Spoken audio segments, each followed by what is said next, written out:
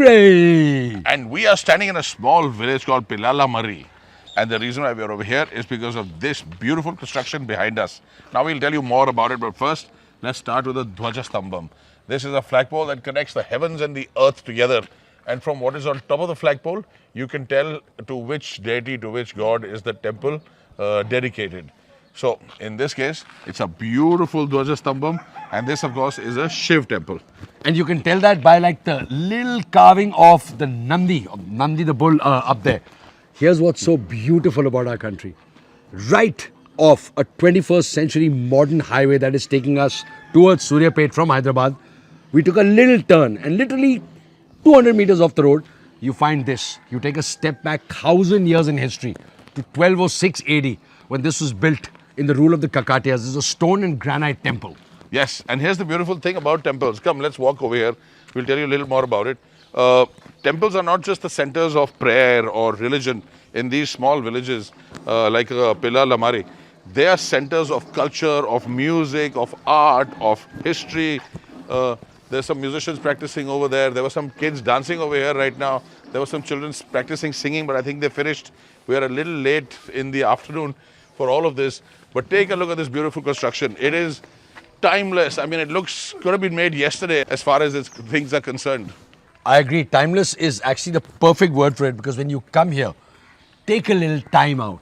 Just come and sit in peace. It doesn't have to be about any religious belief. It only has to be it being one with nature, finding time to slow down, just sitting here. Because all these temples, all religious monuments were also built according to a specific plan.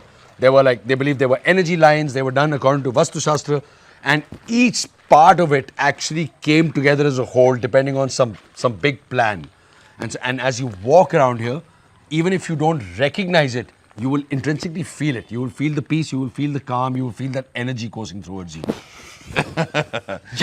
That just shows you how much history India has. I mean, there are stories written in the Telugu script in and around the temple of that mentioned Pillalamarri, the village that existed even then, 800 years ago. And little stories about it, about the harvest, etc., etc. Now, these temples have been restored in 1926-27. They were in fairly bad shape. They've been restored back, but they're in no way in their best possible shape. But take a look at this endless, eternal stone. It's never going to, nothing's going to happen to it. It's always going to be here. But you have to take care of things like this. We have to preserve things like this. They are not indestructible. They have to be loved and cared for and be made centers of art and culture and music once again, like they have always been, especially in small villages like Pillalamarri. There's a lesson to be learned for the big cities. These are not just places to come and pray and put money and leave. These are places to come and make a community, create music, dance, joy, happiness, festivals, celebrations. That is what temples are for. And now, even when it's like really quiet, there's all sorts of little stories going on. There was a wonderful elderly lady. She was cleaning up. And then there were some animals that came in, and then she was chasing the animals away because she wanted to maintain the sanctity of this area. There were some gentlemen who walked in, and then they were all standing there having a chat and looking up. There's always action going around here. And this is actually quite an old place, because if you look at the historical records, it says it used to be on just off the east bank of the Musi River. But now the river has gone quite far away. It's almost like the river has changed course. But the temple, 800 plus years later, is still here. The drums are still on. Let's go see if we can dance. And you take a look at the beauty of this temple.